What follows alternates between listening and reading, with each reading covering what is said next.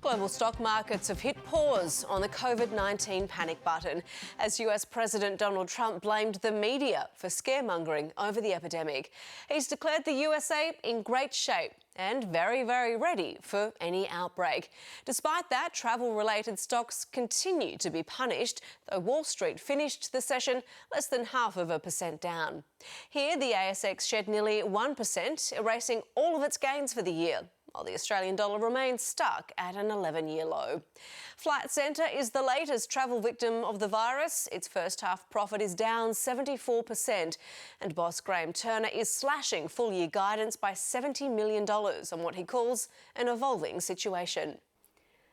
Graham Turner, welcome to the business. Thank you, Rachel. It's a pleasure. Graham, you've posted a 74% drop in net profit in the half, down to $22 million. Coronavirus couldn't have come at a worse time for Flight Centre. Yeah, I mean, our underlying results are not quite as bad as that. We did write off some significant goodwill investments, but I think the underlying was about 100 million. We know the coronavirus is going to impact things over the next couple of months, but we just don't know how much that impact will be for sure.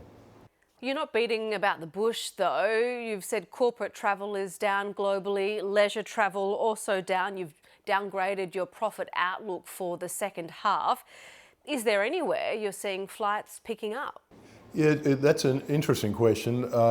You will see, I'm not sure, it is part of our release, but there's been some great airfares just in the last few days come through, short term, but through to places like LA, and you'll see these coming back for sure to places like London and Europe.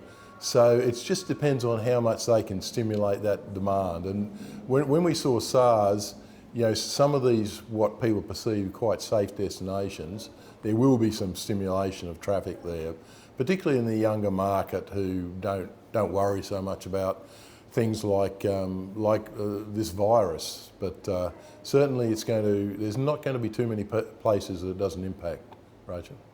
I guess that's the thing, though, isn't it? You've entered a fairly aggressive marketing campaign in areas that haven't been affected by coronavirus, but I guess the truth is you can't be sure if those areas will remain contagion-free. No, exactly. And I think the one sort of reasonable sign at the moment is it seems to be the infection rate seems to be going down in China, and one would presume that this sort of timetable will tend to be followed by others, but there's also a reasonable chance that the spread will continue, to be contagious in other countries as well. So it's quite a interesting time to see really where things are going to pan out. But, I think generally our experience is people do get used to this sort of thing. And generally it's considered the mortality rate will come off quite a bit when we get the exact numbers of underlying infections and asymptomatic infections. So, but it's such early days outside China that it's pretty hard to see what the big impact is going to be. When SARS hit, there was a global travel downturn of about 4 to 5 months. Are you expecting a better time frame, a similar time frame this time around? Look, I think it'll be a bit shorter, and hopefully that's not just wishful thinking. It'll tend to go one way or the other. It'll tend to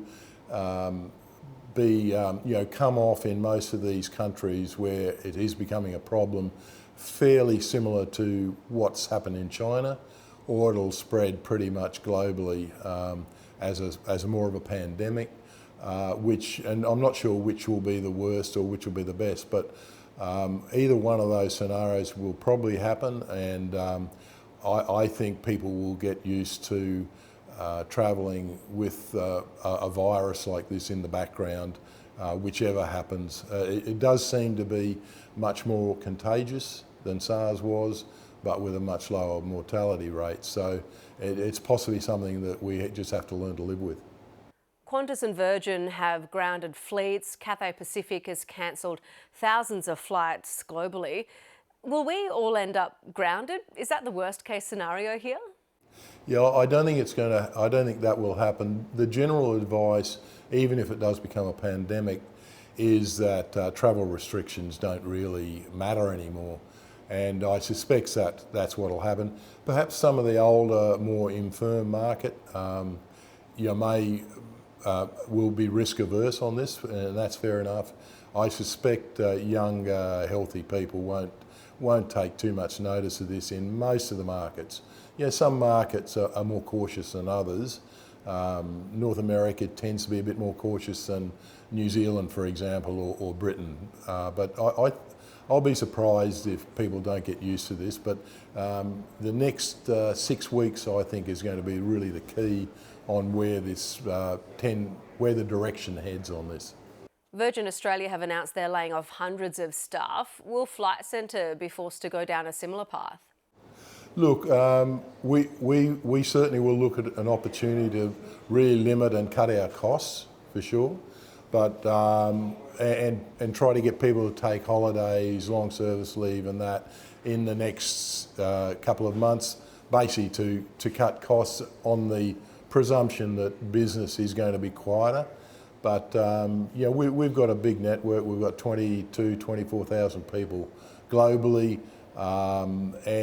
We don't anticipate having to take any drastic actions at this stage.